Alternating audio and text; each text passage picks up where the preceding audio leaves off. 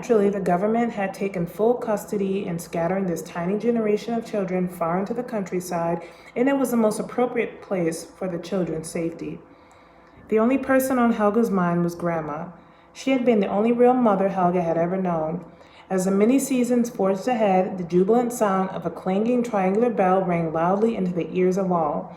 The housewives shook the children lightly, awakening their tired bodies, and watched the rainbow stream through their shiny glass window pane. They pulled open the shutters roughly and let the cool breeze dance into their sleepy eyes. A splendid scent of buttercups peeking out of the misty early morning dew lay delicately upon the fields of the glistening green valley. Not long after, the sky replenished itself a breathtaking blue. The sun plummeted its heat upon the earth, warming the mountains. The waters softened like silk, warm and gentle, and the temperate winds whispered harmoniously a song of peace for miles around. The birds sang a melody of love to one another. So safe and far away were they from all the evils of the war.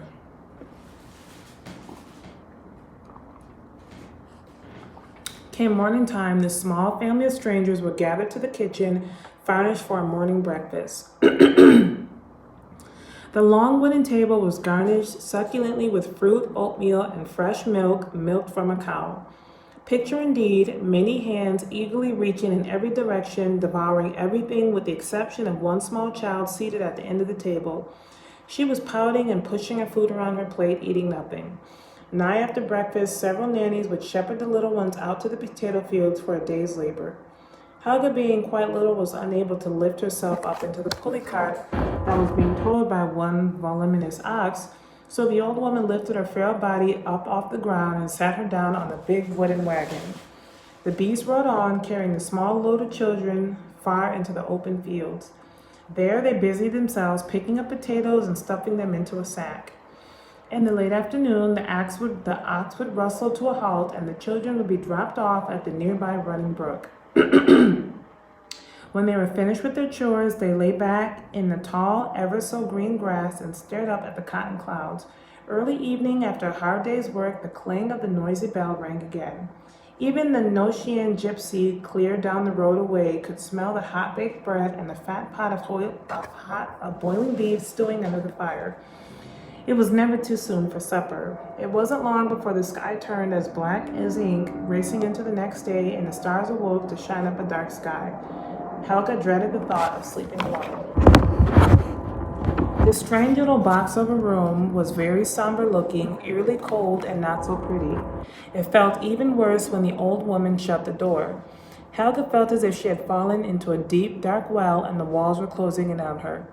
No one hurried to her bed to pray, prop her pillow, or sing a lullaby. Where was her pillow, she thought? Grandma had always read her a Bible story until her eyelids fell down. How badly she wished to crawl under the stark white cotton sheets in between her grandparents.